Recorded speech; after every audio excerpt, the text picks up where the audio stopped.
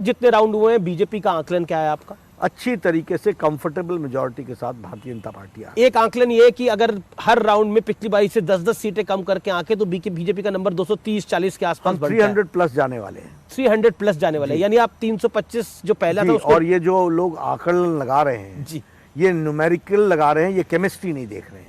मैं केमिस्ट्री जानता हूं, मैं केमिस्ट्री देख रहा हूं। लेकिन एक बारी बंगाल का भी चुनाव हुआ जहां पर बीजेपी, हालांकि उन्होंने 3 से 77 तक पहुंचे लेकिन सरकार नहीं बना पाए, तब भी आप कॉन्फिडेंट थे। उत्तर प्रदेश में भी आप कॉन्फिडेंट है। क्या आपको लगता है कि थोड़ा सवालिया निशान उस पर भी है? नहीं, देखिए बंगाल में हम जितना तेज जा सकते थे हम गए। हमारे पास 3 साल की अवधि थी। संगठन खड़े होने में टाइम लगता है।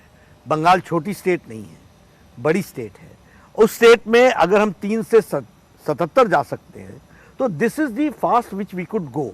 क्या आपको लगता है बंगाल के अंदर सेकेंड वेव जो कोविड की आई उसने आपको नुकसान पहुंचाया? थोड़ा बहुत, निश्चित रूप से कैंपेनिंग में तो असर पड़ा ही पड़ा जी, उसका तो असर पड़ा ही पड़ा। मैं आगे की ओर बढ़ता हूं, महाराष्ट्र की ओर आता हूं। विपक्ष का बार बार आरोप लगाती है कि जहां जहां भारतीय जनता पार्टी की सरकार नहीं होती वहां पर उनके एक्सटेंडेड टूल जैसे income tax, enforcement directorate, ED, CBI ये एक्टिव हो जाते हैं। हाल ही में वहां पर एक मंत्री की गिरफ्तारी हुई है, नवाब मलिक की गिरफ्तारी हो गई है, जिसको लेकर शिवसेना भी एग्रेसिव है, एनसीपी भी एग्रेसिव है और कांग्रेस भी एग्रेसिव है।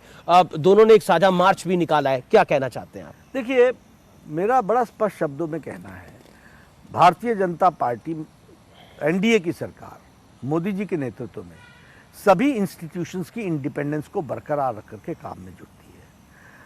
अब ये किसी को जाति के चश्मे से देखना ये इनकी आदत है, किसी को धर्म के चश्मे से देखना ये इनकी आदत है। ये आरोप लगाने की कोशिश करते हैं। अब आपने एक मंत्री के बारे में कहा कि वो अरेस्ट हुआ, तो अरेस्ट किसी केस के तहत हुआ ना।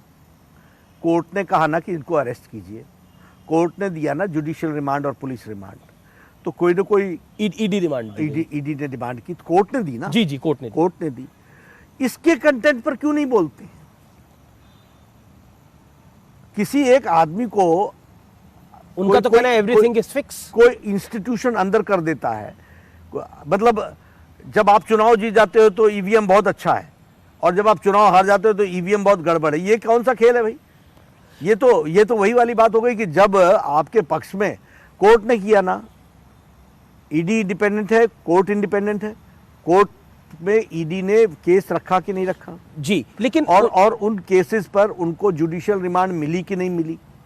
आप इस कंटेंट पर क्यों नहीं बोलते? क्योंकि एक काउंटर पॉइंट, मतलब जो विरोधी दल, नहीं, एक काउंटर पॉइंट ये है कि शिवसेना और आपका जो पुराना सहयोगी शिवसेना है वो कहती है कि बीजेपी के मन में गुस्सा है क्योंकि वो सरकार महाराष्ट्र में नहीं बना पाई, इसीलिए उन्होंने पहले अनिल देशमुख को गिरफ्तार करवाया, अब इनको गिरफ्तार करवा दिया। तो अनिल देशमुख को निकाल लो ना न्यायालय से, दिक्कत क्या है? मना किसने किया है? नवाब मलिक को निकाल लो ना। तो ये भ्रष्टाचार फंसता कहाँ है आकर के? ये why are you not talking on भ्रष्टाचार? व्हाई आर यू सेइंग कि हमने अंदर किया? अब वो उनसे मैंने सवाल पूछा, हाँ। तो उन्होंने बोला कि देखिए कितने दिनों से अंदर है? काफी महीने हो गए। तो फिर जुडिशियल प्रोसेस है ना। नवाब मलिक के केस में मैंने सवाल पूछा, उन्होंने बोला, कांग्रेस के प्रवक्ता ने भी बोला, शिवसेना ने भी बोला कि डिस्ट्रेस सेल हो सकती है कोई, कि किसी को 40 लाख 4 करोड़ का प्लॉट 40 लाख रुपए। ठीक है ना, तो कोर्ट में जवाब देना ना, पता चल जाएगा आपको, दूध का दूध पानी का पानी हो जाएगा। व्हाई डू यू हम जजमेंटल क्यों हो रहे हैं? मैं तो नहीं हो रहा हूं जजमेंटल। मैं तो नहीं कह रहा हूं कि नवाब मलिक पर केस ठीक डला है। हम कह रहे हैं जो कंटेंट है उसका जवाब कोर्ट एग्जामिन करेगी, बताएगी। क्योंकि डी कंपनी यानी दाऊद के साथ लिंक की बात है, इसलिए मामला सीरियस है। लेकिन मैं अगर यही शब्द बोलूंगा तो बोलेंगे आप आरोप लगा रहे हो, इसलिए मैं ये शब्द नहीं बोलता हूं। मैं कहता हूं कोर्ट में ये तो मतलब जो जानकारी है उपलब्ध, मैं इसलिए कहता अमित जी, इसलिए मैं कहता हूं जो कोर्ट में आपके ऊपर चार्जेस लगे हैं, क्योंकि इसकी गूंज उत्तर प्रदेश के चुनाव तक पहुंच गई। अखिलेश यादव कह रहे हैं कि जब देशभक्तों के खिलाफ लड़ने वालों की गूंज सारे देश में पड़ेगी, सारे देश में ये गूंज जाएगी। अखिलेश अगर टेररिस्टों को बचाता है तो हम छोड़ने वाले नहीं हैं, हम गांव-गांव गली-गली पहुंचाएंगे। तो क्योंकि अखिलेश यादव कह रहे हैं कि बीजेपी घबरा रही है, चुनाव में हार रही है, इसलिए गिरफ्तार करवा रही है। क्यों घबराने का क्या सवाल है? करहल में तुम पूज्य पिताजी को ले जाते हो और हमसे बोलते हो कि हम घबराए हुए हैं।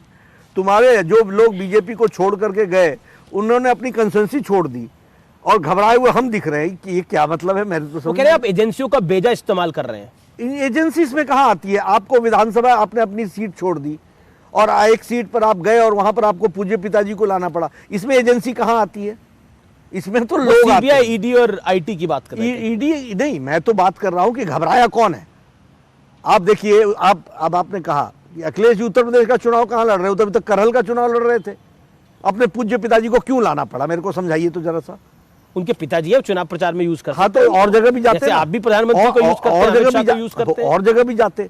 वो तो सीट फंस गई, घर की सीट फंस गई, खुद की सीट फंस गई है।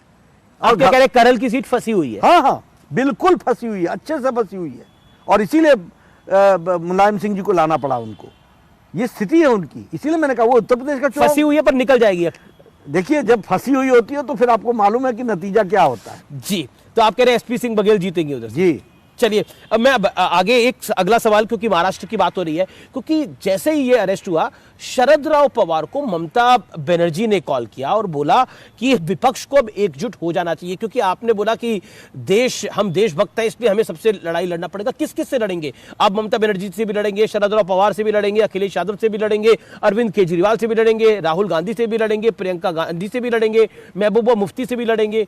तो कहीं ना कहीं, और टीआरएस भी अब तो एक्टिव हो गई है, चंद्रशेखर राव भी एक्टिव हो गए, तो ऐसा लग रहा है कि एक महागठबंधन तैयार हो रहा है नेशन वाइड आपके खिलाफ। मना किसने किया है?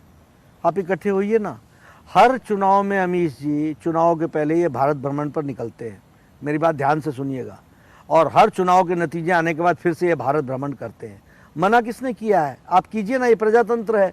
लेकिन हम भी लोगों को एक्सपोज करेंगे ना कि ये रीजनल पार्टीज और ये परिवार की पार्टियां देश के लिए कितनी घातक होती हैं, और अपने परिवार के लिए ये देश से कॉम्प्रोमाइज करती हैं। ये भी मैं बताने के लिए, हम नहीं बताएंगे कि नहीं बताएंगे। एक तरफ भारतीय जनता पार्टी, देखिए मेरा बड़ा सीधा मानना है कि the only party, national party with ideological background is Bharatiya Janata party. Rest all parties have become family parties, dynasty parties, regional parties, and regional aspirations को उजागर करके नेशनल इंटरेस्ट के साथ भी कॉम्प्रोमाइज करना, ये तरीका बन गया है।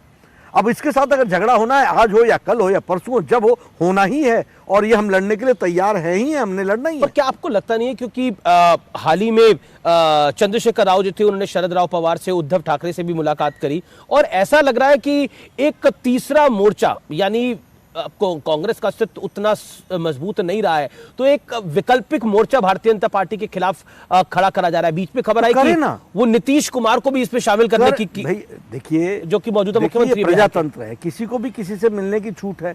आप जरूर मिलिए। पिछली बार आपने पूर्व से शुरू किया था, ममता जी के पास गए थे ये चंद्रशेखर राव, अब इस बार ये शरद पवार जी के पास गया, पश्चिम भ्रमण पर गए। अब क्योंकि प्रेसिडेंशियल इलेक्शन भी अराउंड द कॉर्नर है, नीतीश कुमार को भी उस तीसरा मोर्चा अपने साथ लेगा और उनको प्रेसिडेंट बनाने की बात हो सकती है, ऐसी चर्चाएं हैं। देखिए, योर कमेंट्स ऑन दिस? देखिए, मेरा कोई कमेंट नहीं है।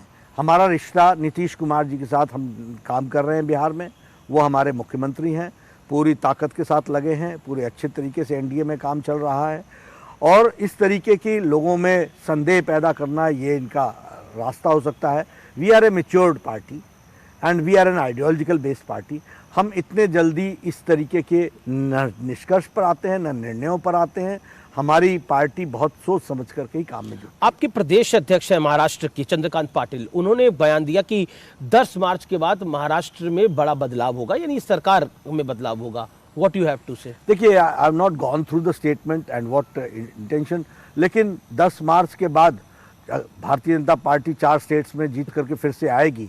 इसका एक राजनीतिक बदलाव माहौल पर तो आएगा ही आएगा, और वो माहौल में निश्चित रूप से तो महाराष्ट्र की सरकार पे खतरा है कोई क्या? सरकारों पर हम कभी खतरा अपने तरफ से करते नहीं है। ये लोग अपने ही वजन से गिरते हैं, ये लोग अपने ही कारणों से जाते हैं।